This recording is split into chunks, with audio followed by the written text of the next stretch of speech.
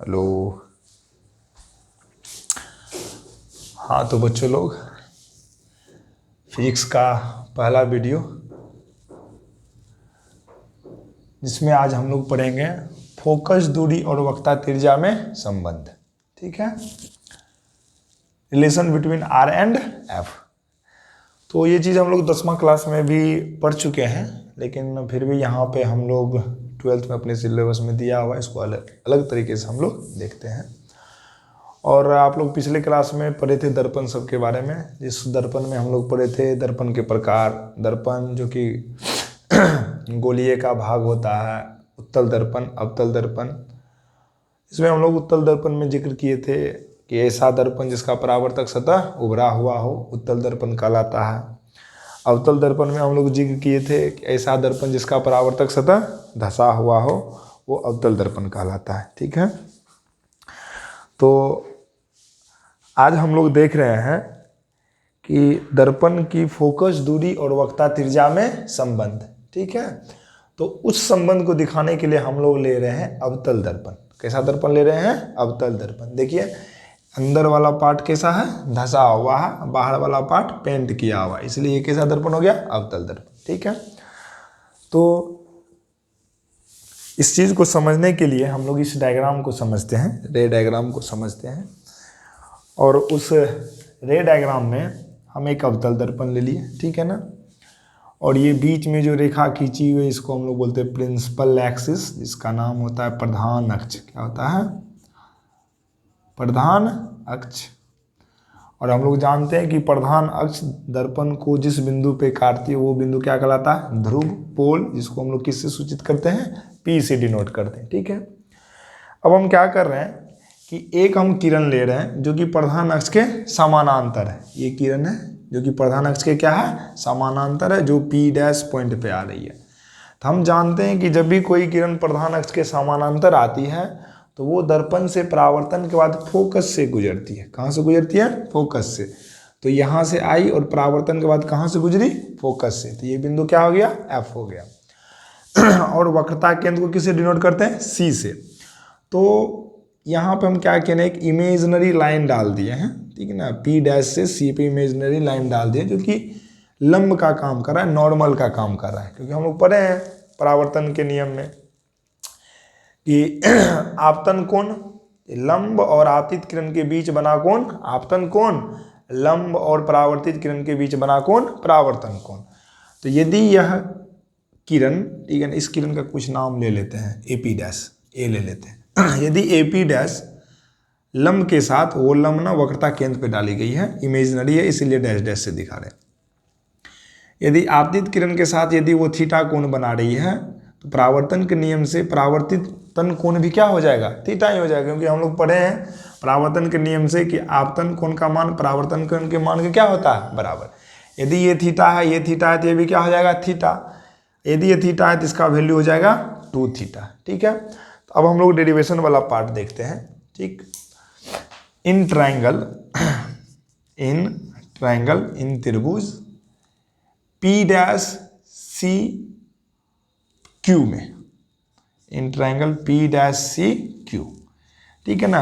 P'(C') triangle में हम देखते हैं, यदि अपने लोग टेन थीटा का जिक्र करें तो टेन थीटा इजकल टू, हम लोग जानते हैं कि टेन थीटा बराबर क्या होता है? लंब अपॉन आधार, परपेंडिकुलर अपॉन बेस। यदि ये थीटा है तो थीटा के सामने वाला परपेंडिकुलर और नीचे वाला आधार, बेस। तो हम लिख सकते हैं tan theta is equal to P'(Q) upon CQ। ठीक, तो tan theta is equal to P'(Q)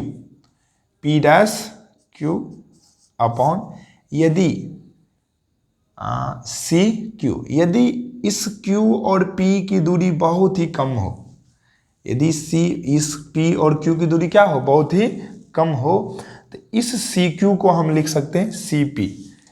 यदि P तथा Q की दूरी नगण्य हो, क्या हो? नगण्य हो, तो इस को हम लिख सकते हैं, CQ को हम लिख सकते हैं CP। क्या लिख सकते हैं? CP। और अपने लोग ना ऑप्टिक्स में पढ़ चुके हैं कि यदि थीटा का मान बहुत कम होता है तो हम लोग टेन थीटा को लिख सकते हैं थीटा। टेन थीटा क्या लिख सकते हैं? थीटा। कब? जब थीटा का वैल्यू बहुत ही क्या हो? कम हो। तो theta is equal to P dash Q upon C P. ठीक। और जब यहां से देखें theta is equal to P dash Q upon C P, C से पी की दूरी, सी पी को क्या बोलते हैं? वक्रता त्रिज्या। क्या बोलते हैं? वक्रता त्रिज्या, जिसको किससे डिनोट कर रहे हैं हम लोग? आर से। इसको इक्वेशन क्या मान लेते हैं? 1। ठीक। फिर उसी तरह अपने लोग देख रहे हैं दूसरा triangle P dash F Q में। Again in triangle P dash F Q, यदि आप इसमें टेन थीटा का जिक्र करें तो क्या हो जाएगा? Tan two theta is equal to P dash Q upon base F Q. Same वही प्रोसेस, यदि Q तथा P की दूरी बहुत ही क्या हो? कम हो। मान लेते हैं कि ये Q पॉइंट ना यहाँ पे है, P पर है, तो इस Q की जगह आप क्या लिख सकते हैं? P लिख सकते हैं। तो क्या हो जाएगा? P dash Q upon F P. ठीक। फिर वही बात, यदि दोनों का कोण का वैल्यू क्या होता है? बहुत ही कम होता है, तो टेन हो चाहे कॉस हो चाहे साइन हो, उसको हम हटा के लिख सकते हैं direct two theta is equal to P dash upon F P. ठीक। यहाँ देखते हैं तो two theta is equal to P dash Q upon F P. F P is equal to what? Focus दूरी डिनोटेड बाय स्मॉल एफ, जिसको हम लोग small F से दिखाते हैं। कोई दिक्कत? इसको मान लेते हैं इक्वेशन 2। ठीक। अब लिखते हैं इक्वेशन 1 का मान, इक्वेशन 2 में रखने पर, इक्वेशन 1 का मान इक्वेशन 2 में रखने पर, तो अपने लोग पढ़े हैं इक्वेशन 2 क्या है? टू थीटा ना, two theta is equal to P dash Q upon F.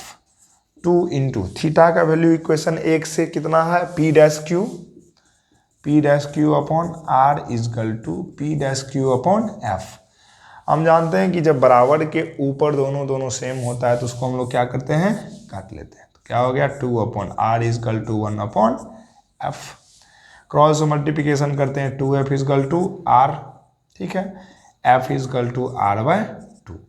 मतलब ये हुआ कि दर्पण की फोकस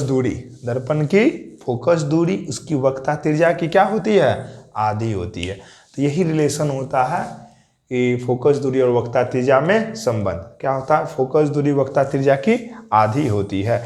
या तो आप इसी को और लिख सकते हो क्रॉस मल्टीप्लिकेशन करके r is equal to 2f। इसका मतलब वक्रता त्रिज्या फोकस दूरी का दुगना होता है। वक्रता त्रिज्या फोकस दूरी का क्या होता है? दुगना होता है। तो ठीक है बच्चों, ये आज का पहला वीडियो था। छोटा है, बहुत ही इंपॉर्टेंट टॉपिक है। मिलते हैं नेक्स्ट वीडियो में, तब तक के लिए आप लोग अच्छे से रहें, सुरक्षित रहें और तैयारी करें।